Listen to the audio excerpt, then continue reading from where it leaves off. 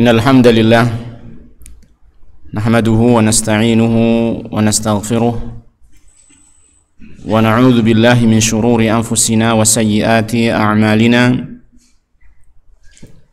man yahdihillahu fala mudilla lahu wa man yudlil fala hadiya lahu ashhadu an la ilaha illallah wahdahu la syarika lahu wa asyhadu anna Muhammadan abduhu wa rasuluh.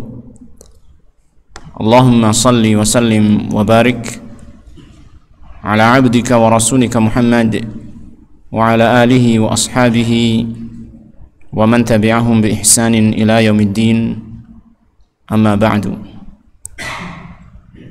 Alhamdulillah, ma'asyiral muslimin, jamaah rahimani wa rahimakumullah.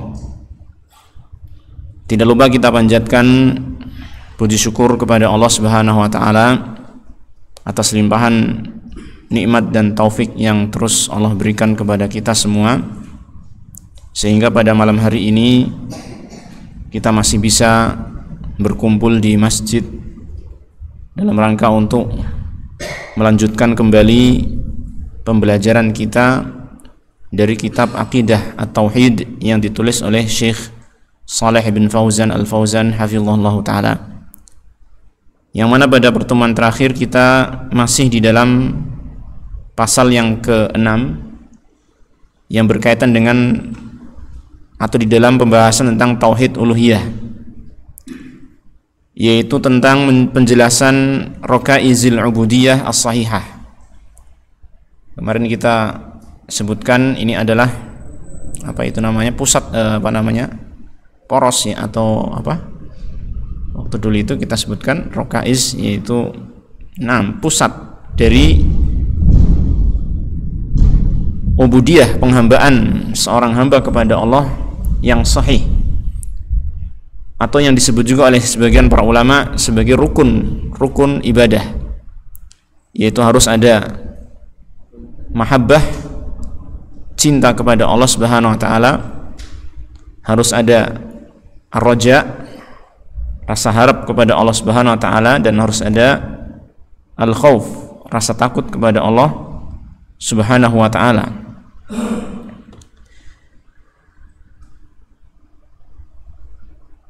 Yang mana kata para ulama, di antara dinukilkan di sini, kemarin sudah kita baca dari nukilan yang disampaikan dari Risalah Ubudiyah dari Syekhul Islam Ibnu Taimiyah, bahwasanya apabila orang itu beribadah dengan rasa cinta saja, yaitu yang melandasi ibadahnya itu adalah rasa cinta saja, maka orang tersebut dikatakan sebagai orang yang zindiq.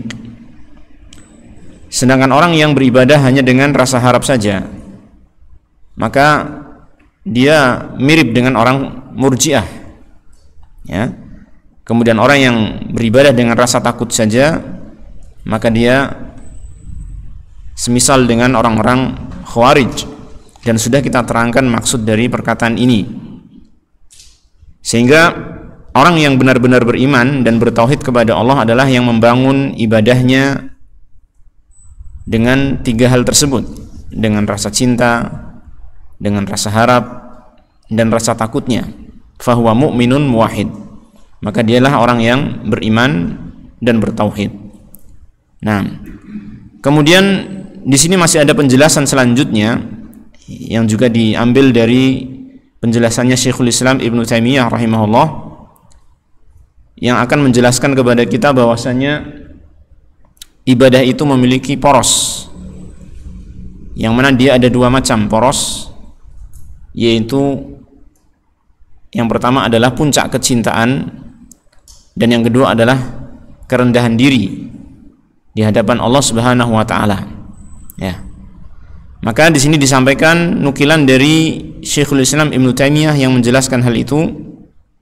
Dia mengatakan waqala aidan, dan beliau juga berkata, fadinullahi ibadatuhu wa ta'atuhu wal khudu' lahu. Maka agama Allah itu dia adalah ibadah kepadanya, ketaatan kepadanya, dan ketundukan kepadanya. Jadi di sini beliau menjelaskan tentang hakikat dari agama kita, yaitu agama Islam. yang dia isinya tidak lain adalah penghambaan kita kepada Allah, ketaatan kita kepadanya, dan ketundukan kita kepada Allah. Ya. Maka orang yang dalam beragama Islam tidak mau mengikuti perintah Allah, tidak mau meninggalkan larangan-larangan Allah, ya, maka bisa dikatakan agamanya kurang, tidak sempurna. Atau bahkan kalau dia sama sekali tidak mau taat kepada Allah Ta'ala, berarti dia bukanlah orang yang beragama Islam, kalau sama sekali tidak mau taat kepada Allah Subhanahu wa Ta'ala. Nah, lalu beliau mengatakan wal ibadatu aslu ma'naha adzullu aidan. Dan ibadah asal maknanya, yakni secara bahasa kata ibadah maknanya adalah adzullu. Jadi mengandung makna adzul, yaitu kerendahan diri. Jadi kata ibadah, kalimat ibadah secara bahasa yang berasal dari kata ain, ba sama dal, ya, dengan huruf 3 tersebut, maka dia memiliki makna dasar yaitu adzullu, kerendahan diri, ya, memiliki sifat rendah. Sehingga dikatakan yuqalu tariqun mu'abbad idza kana mudhallalan qad wati'athul aqdam. Dikatakan dalam bahasa Arab tariqun mu'abbad, yaitu jalan yang telah diaspal atau telah diratakan, ya. Jadi tariqun mu'abbad ini istilah, ya, yang kalau kita artikan bisa diartikan dengan jalan yang telah diratakan atau telah diaspal, yaitu idza kana mudhallalan, jika dia itu telah diratakan, direndahkan, ya kan, qad wati'athul aqdam, sehingga bisa dilalui oleh kaki-kaki manusia, bisa dilalui oleh manusia. Ya, kita tahu sendiri kalau misalkan jalan itu masih banyak bebatuannya, sebagian besar, sebagian kecil, atau terkadang ada tumbuh-tumbuhan yang muncul di situ, ya, maka ini susah dilalui, ya, tidak mudah untuk dilalui, tidak ditundukkan, ya.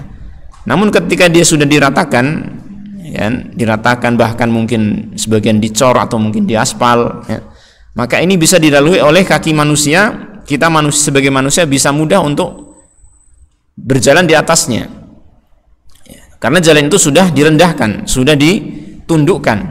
Nah, inilah makna asal dari kata ibadah. Ini mengandung makna apa? Ketundukan, kerendahan, ya kan? Itu pada asalnya demikian. Secara apa? Secara bahasa. Lalu beliau mengatakan, lakinnal ibadatal ma'mura biha, akan tetapi ibadah yang diperintahkan, sekarang beliau beralih kepada makna ibadah secara istilahi, ya, ibadah yang digunakan dalam syariat kita, istilah ibadah yang digunakan dalam syariat kita. Beliau mengatakan ibadah yang diperintahkan tatadhammanu ma'na dzulli wa ma'na al-hubbi, maka dia mencakup, mengandung makna kerendahan dan makna kecintaan, sehingga tidak hanya kerendahan saja. Nah, inilah yang dimaksud dengan al-ibadah, ya. Jadi ibadah itu yang muncul dari diri seseorang hamba yang beribadah kepada Allah Ta'ala, dia harus ada dalam dirinya itu merasa rendah di hadapan zat yang diibadahi, sekaligus dalam dirinya itu merasa apa? Mencintai, bahkan merasa puncak cintanya itu kepada zat yang dia ibadahi. Nah, ya, jadi tidak boleh hanya apa? Satu bagian saja, hanya kerendahan diri saja, tanpa adanya rasa cinta kepada yang diibadahi, maka itu keliru, ya. Taib. Fahiya tatadhammanu ghayatadz dzulli lillahi ta'ala bi ghayatil mahabbati lahu. Maka ibadah itu mengandung atau mencakup puncak kerendahan diri kepada Allah Subhanahu wa taala, bi ghayatil mahabbati lahu, dan puncak kecintaan kepada Allah Subhanahu wa taala. Ya, artinya sebagai orang yang ingin mewujudkan peribadahan kepada Allah, maka dia harus menyadari dirinya itu rendah di hadapan Allah, ya. Artinya dia harus mengagungkan Allah. Kalau dirinya rendah di hadapan Allah, berarti dia pasti mengagungkan siapa? Allah Subhanahu wa taala, ya kan? dan dia harus betul-betul mencintai Allah Ta'ala dengan puncak kecintaan. Artinya cintanya itu tidak disamakan dengan cinta kepada yang lain, atau bahkan mungkin dikalahkan. Enggak boleh. Maka harus cintanya kepada Allah itu mengalahkan cintanya kepada yang lain. Itu adalah kesempurnaan ibadah seseorang kepada Allah, ya.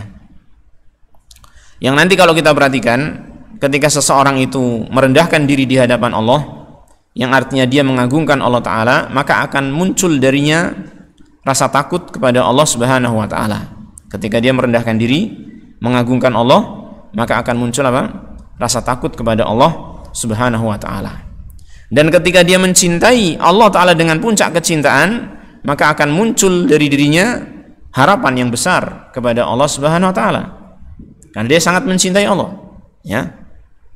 Nah, inilah sehingga ibadah itu memang harus diwujudkan dengan dua hal ini. Sehingga beliau menjelaskan di sini, man khada'a li insanin ma'a bughdhihi lahu. Apabila ada seseorang yang tunduk kepada orang lain, ya, ma'a bughdhihi lahu, namun disertai dengan kebencian dia kepadanya. Dia tunduk kepada manusia, ya kan? Apa saja perintah yang diberikan oleh manusia itu dia laksanakan. Apa saja larangan yang dia berikan dia tinggalkan. Tunduk, gitu ya.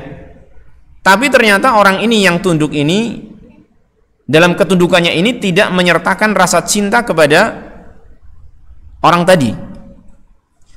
Apakah dengan ketundukan itu lalu dia dikatakan sebagai hamba yang beribadah kepada orang tadi? Maka dikatakan oleh Syekh di sini, la yakunu 'abidan lahu.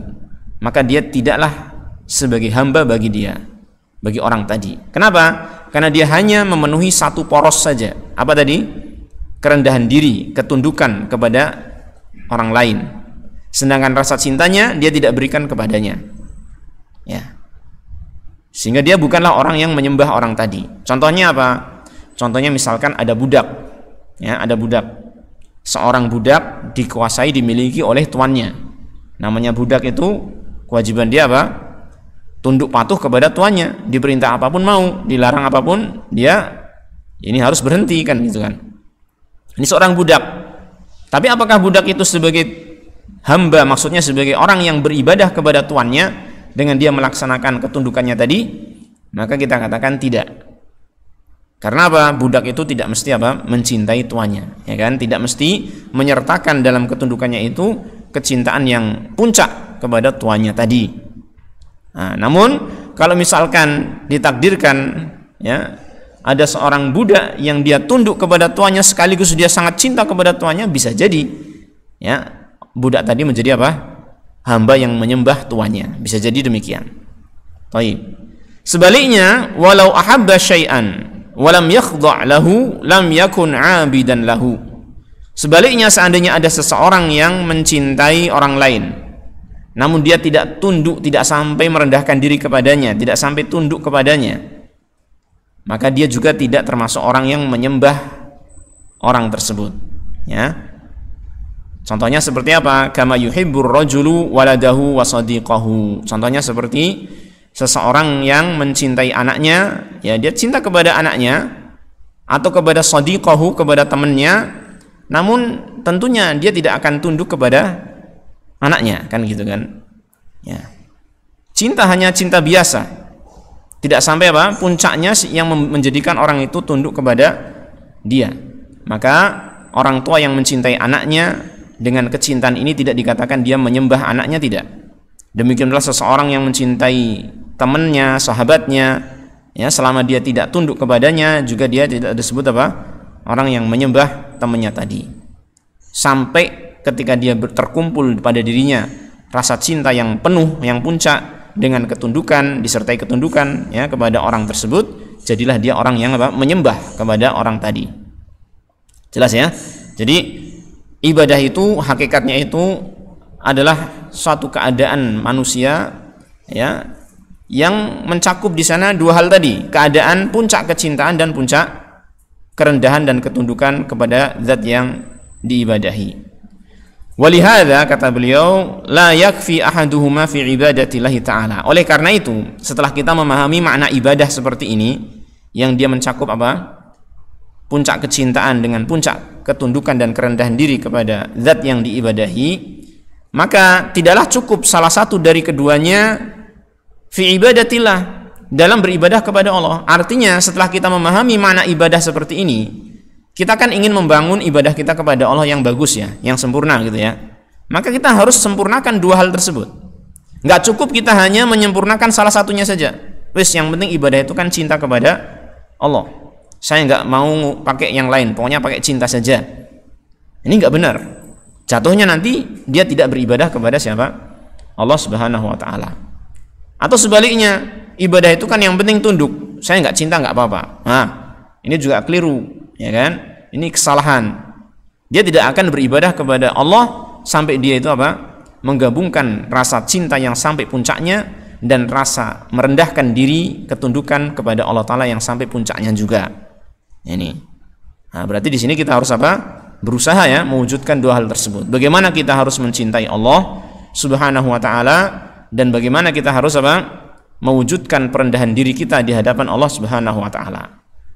Dan di antara caranya, ya ikhwan, yaitu apa? Kita mengenal Allah. Di antara caranya untuk mewujudkan hal ini, mewujudkan puncak kecintaan dan puncak kerendahan diri di hadapan Allah, alias pengagungan yang sempurna kepada Allah, maka kita harus apa? Mengenal siapa Allah Ta'ala. Oleh karenanya, ya kan, yang namanya tauhid itu tidak hanya tauhid uluhiyah saja, tapi dia disertai dengan tauhid apa? Tauhid rububiyah, dan lagi yang ketiga adalah tauhid apa? Asma wa sifat. Karena tidak mungkin seseorang itu menyempurnakan tauhid uluhiyah dengan sempurna, dia beribadah dengan bagus, dengan sempurna kepada Allah Ta'ala, kecuali jika dia apa? Memenuhi tauhid rububiyah dan tauhid asma wa sifat. Artinya dia betul-betul kenal kepada Allah Subhanahu wa Ta'ala. Dengan dia memahami Allah sebagai Rabb-nya, ya kan? Dan dia mengetahui tentang nama-nama Allah Ta'ala yang luar biasa indahnya, disertai dengan kandungan dari nama-nama tersebut yang mencakup sifat-sifat yang maha tinggi pada diri Allah Ta'ala, ya, dia akan bisa mencintai Allah, dia akan bisa mengagungkan Allah Subhanahu wa Ta'ala.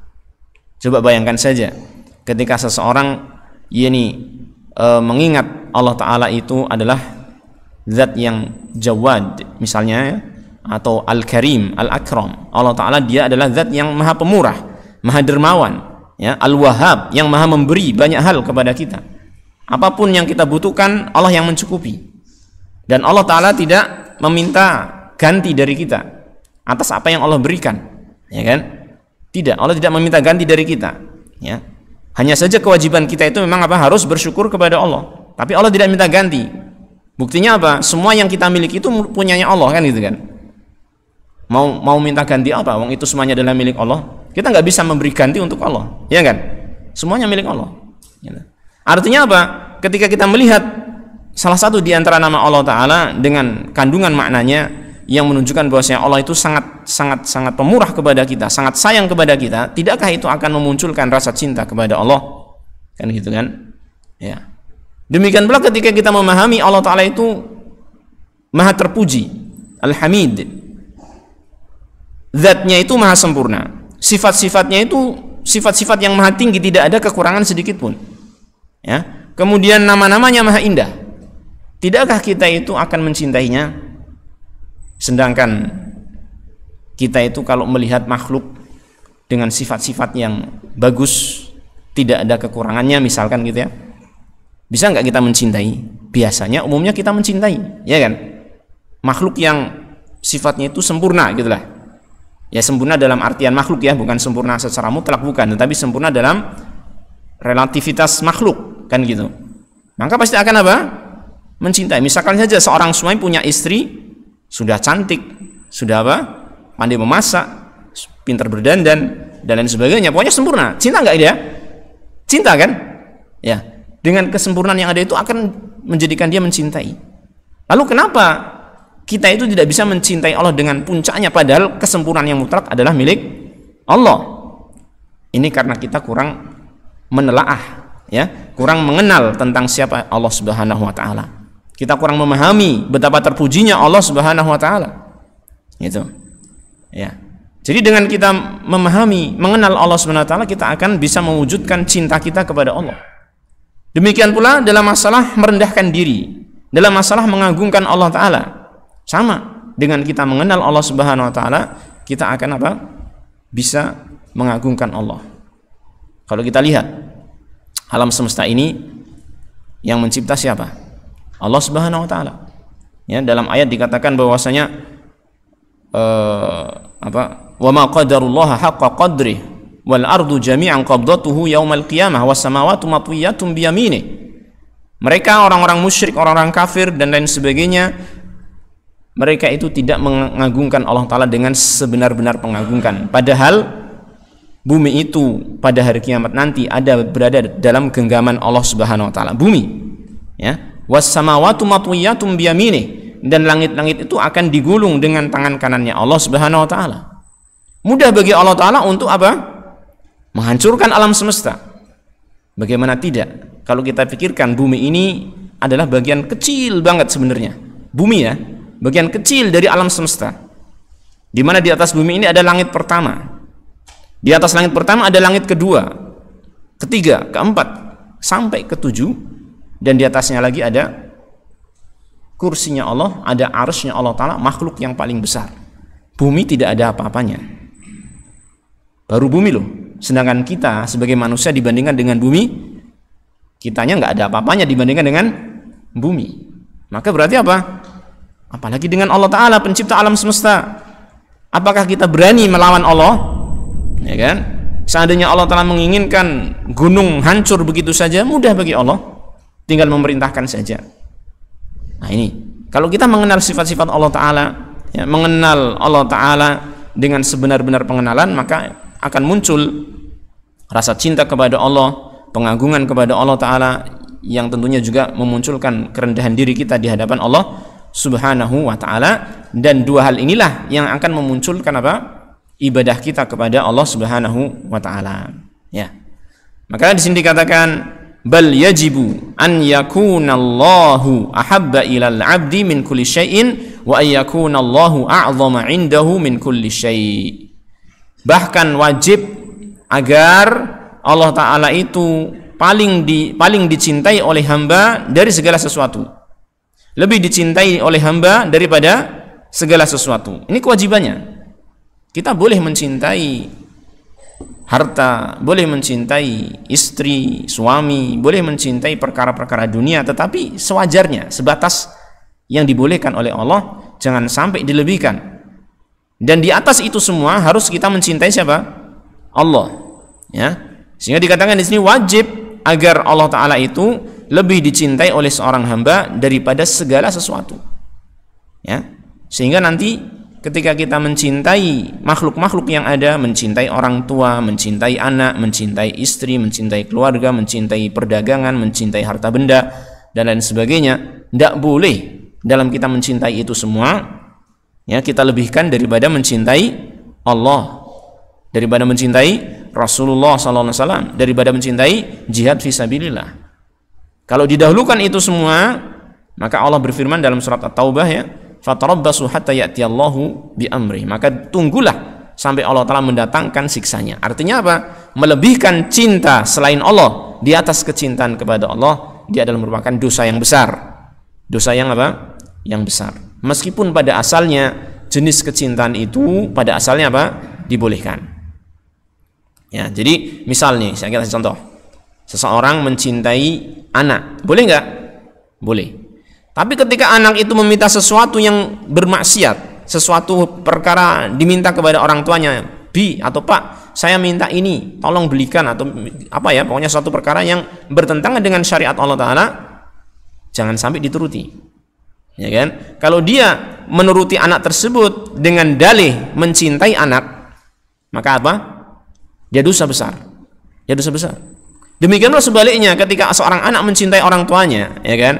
Orang tuanya memerintahkan sesuatu kepada anaknya, ya, dengan sesuatu kemaksiatan, tidak boleh seorang anak itu kemudian menurutinya dengan dalih apa? Mencintai orang tua. Tidak benar, karena kecintaan kepada makhluk sah-sah saja selama tidak apa? melebihkan atau selama tidak dilebihkan dari kecintaan kepada Allah Subhanahu wa taala. Ini ya. Maka Allah taala harus jadi yang paling dicintai oleh seorang hamba, melebihi segala sesuatu. Wa ayyakunallahu a'zama 'indahu min kulli syai'. Dan hendaknya Allah taala itu menjadi zat yang paling agung di sisinya dari segala sesuatu. Ya. Allah menjadi zat yang paling agung di sisinya dari segala sesuatu. Sehingga yang paling dia takuti adalah Allah. Ya, yang paling dia takuti adalah Allah Subhanahu wa taala. Ya. Sehingga dia merendahkan diri serendah-rendahnya di hadapan Allah Subhanahu wa taala. Taib. Bal la yastahiqul mahabbata wadh-dhullat tamma illa Allah taala. Bahkan tidak ada yang berhak untuk mendapatkan kecintaan dan kerendahan diri hamba yang sempurna kecuali hanya Allah Subhanahu wa ta'ala. Ya, kitanya itu wajib memenuhi kecintaan yang puncak dan kerendahan diri yang puncak kepada Allah Ta'ala, dan tidak ada yang berhak mendapatkan itu selain daripada Allah Subhanahu wa ta'ala. Ini dari dua sisi itu sudah lengkap, ya. Hanya Allah yang berhak mendapatkan kecintaan yang puncak dan kerendahan diri yang puncak dari hambanya, dan hamba tidak boleh menyerahkan itu kepada selain Allah Subhanahu wa ta'ala. Dan inilah tauhid, ya, inilah ibadah yang sempurna. Taib. Kemudian beliau mengatakan, ini tinggal sedikit ya, tinggal beberapa paragraf. Wa hadhihi rakaizul ubudiyah allati taduru 'alaiha. Inilah dia rakaizul ubudiyah. Bisa kita artikan rakaiz itu poros atau pusat, ya, center juga bisa, ya. Pusat atau poros dari ubudiyah allati taduru 'alaiha, yang mana ubudiyah hamba, penghambaan seorang hamba kepada Allah berputar padanya, ya.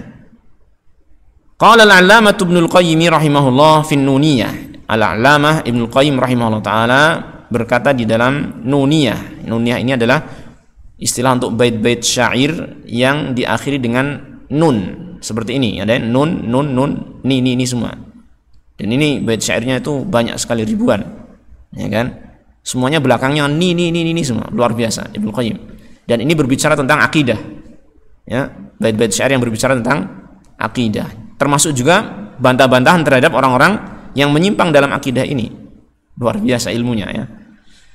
Baik, beliau mengatakan di antara bait-bait syair tersebut, wa ibadatur rahmani ghayatu hubbihi ma'dzulli 'abidihi huma qutbani.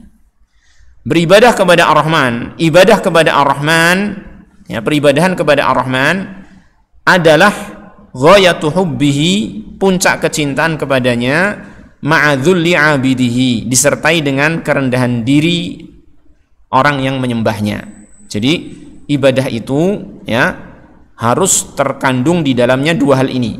Puncak kecintaan, jadi cinta yang paling puncak, ya, harus ditujukan kepada Allah, disertai dengan apa? Zulli abidihi, puncak kerendahan diri juga harus ditujukan kepada Allah. Yang paling dia agungkan adalah siapa? Allah Subhanahu wa taala. Dua hal ini, kata Ibnu Qayyim, huma qutban. Dua hal ini adalah kutub, dua kutub, ya. Wa alaihima falakul ibadati dairun. Pada dua kutub tersebut orbit ibadah itu akan berputar. Ini bahasanya pakai ini, ya. Jadi kayak orbit, antum tahu orbit itu, ya, yang berputar pada satu poros, gitu kan. Maka porosnya itu ada dua kutub, yaitu apa tadi? Puncak kecintaan dan puncak kerendahan diri kepada Allah. Kalau ada dua kutub tersebut pada porosnya, maka apa tadi? Falak, orbit dari ibadah itu bisa berputar. Madara hatta qamatil qutbani. Orbit ibadah itu tidak akan berputar, ya, falakul ibadah tidak akan berputar hatta qamatil qutbani, sehingga dua kutub itu betul-betul tegak. Dua kutub itu betul-betul tegak. Dua kutub menjadi poros, ya kan? Paham, ya? Dua kutub menjadi poros, kemudian apa? Dia menjadi poros dari perputaran orbit ibadah. Setiap yang berputar itu kan punya pusat, ya kan? Kayak roda itu punya as, gitu kan? Nah, ini. Dan as itu kan ada kutubnya, ada kanan kirinya kan itu. Ini kutubnya yaitu apa tadi?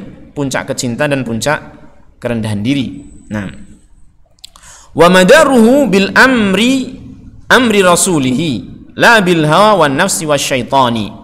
Dan madaruhu, madar yaitu tempat berputarnya ibadah tersebut. Apa sih dalam bahasanya? Kalau dikatakan poros juga bisa ya. Tempat berputarnya ibadah itu bil amri, dengan perintah, yaitu wahyu. Amri rasulihi, perintah rasulnya sallallahu alaihi wasallam, la bil hawa wan nafsi wasyaitani, bukan dengan hawa nafsu, bukan dengan keinginan jiwa dan mengikuti syaitan. Nah, ini ma'asyiral ikhwah. Di sini dalam 3 bait syair ini Ibnu Qayyim rahimahullah taala menjelaskan bahwasanya apa istilahnya, pondasi untuk mewujudkan ibadah adalah 2 kutub. Tidak akan mungkin ibadah itu wujud ya, terjadi, bisa dilaksanakan atau tegak dalam diri seorang hamba kecuali dipenuhi 2 kutub tersebut. Apa tadi? Mencintai Allah taala dengan penuh cinta, puncak kecintaan, dan apa? Merendahkan diri di hadapan Allah taala dengan puncak pengagungan kepada Allah Subhanahu wa taala. Nah, ini ketika sudah ada, maka ibadah itu akan benar perputarannya ketika dia mengikuti apa? Amru Rasulillah, perintah Rasulullah SAW. Artinya ibadah itu akan dikatakan benar apabila apa? Mengikuti tuntunan, ya, mengikuti tuntunan. Karena kadang ada orang yang sudah memiliki porosnya ini, memiliki apa namanya, kutubnya ini, sudah punya cinta kepada Allah, sudah punya pengagungan kepada Allah Taala, tapi dia salah jalan, ya, salah cara, ya, sehingga perputaran ibadah itu tidak benar, ya. Maka di sini dikatakan oleh beliau, madaruhu bil amri rasulihi la bil hawa wan nafsi wasyaitan.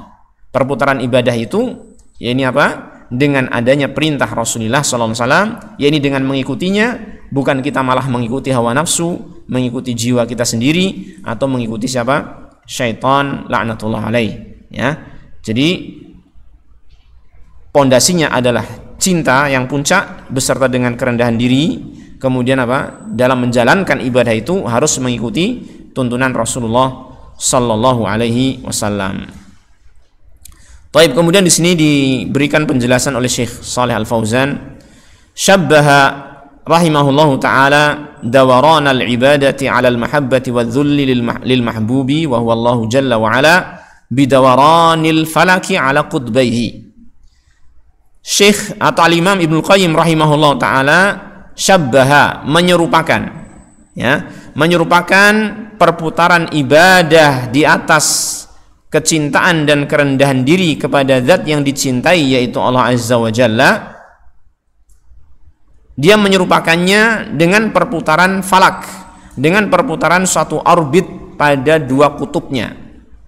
Jadi perputaran ibadah yang dia bisa berputar dengan poros atau dengan kutub apa tadi?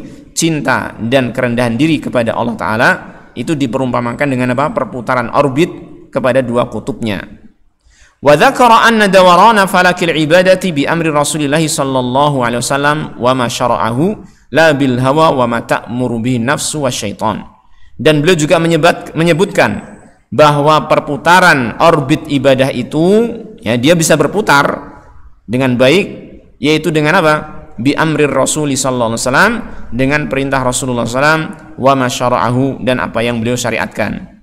La bil hawa, bukan dengan hawa nafsu, wa ma ta'muru bihi nafsu, atau dengan apa yang diikuti oleh, apa yang diperintahkan oleh jiwa kita, wasyaitan, dan juga bukan dengan apa? Dengan syaitan, ya, bukan dengan mengikuti syaitan. Falaisa dzalika minal ibadah, maka hal itu bukanlah ibadah, ya. Jadi meskipun sudah ada cinta yang puncak dan merendahkan diri kepada Allah Ta'ala, kalau yang dilakukan adalah bukan perintah Rasulullah SAW, bukan syariat Rasulullah SAW, maka itu tidak disebut sebagai apa? Ibadah. Dan juga sebaliknya, ikhwan. Sebaliknya, tatkala seseorang itu, ini apa? Tatkala seseorang itu melaksanakan perintah Rasulullah SAW, melaksanakan macam-macam syariat ibadah, tapi kok dia tidak didasari dengan cinta kepada Allah dan merendahkan diri kepada Allah, tapi malah kepada selain Allah, artinya dia syirik dalam hal ini, ibadahnya tidak ditujukan kepada selain Allah, maka itu juga bukan termasuk apa? Ibadah, ya. Ini maka harus dipenuhi itu semua. pondasinya harus benar kepada Allah tujuannya, ya kan? Cinta dan merendahkan dirinya kepada Allah, juga pelaksanaan ibadahnya itu juga harus sesuai dengan apa? Tuntunan Rasulullah sallallahu alaihi wasallam. Taib.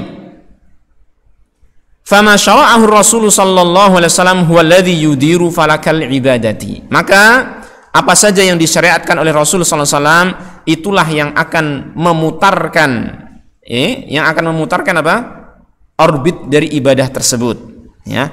Wala tudiruhul bid'u wal khurafatu wal ahwa'u wa taqlidul aba. Dan ibadah itu tidak akan digerakkan, tidak akan diputar oleh apa? Kebid'ahan, khurafat ataupun hawa nafsu dan taklid kepada nenek moyang. Tidak.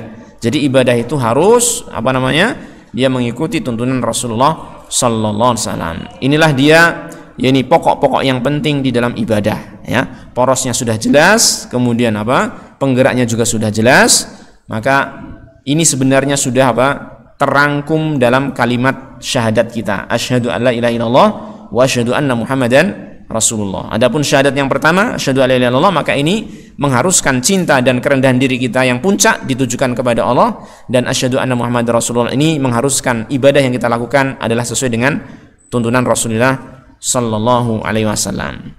Dengan ini ma'asyiral ikhwah, maka kita selesai dari pembahasan tentang tauhid uluhiyah. Jadi kita sudah selesai mempelajari tauhid rububiyah. Silakan dimurojaah lagi, diulang lagi nanti, ya. Juga tauhid uluhiyah ini kita selesai, dan nanti insyaallah pada pertemuan berikutnya kita akan masuk pada tauhidul asma was sifat.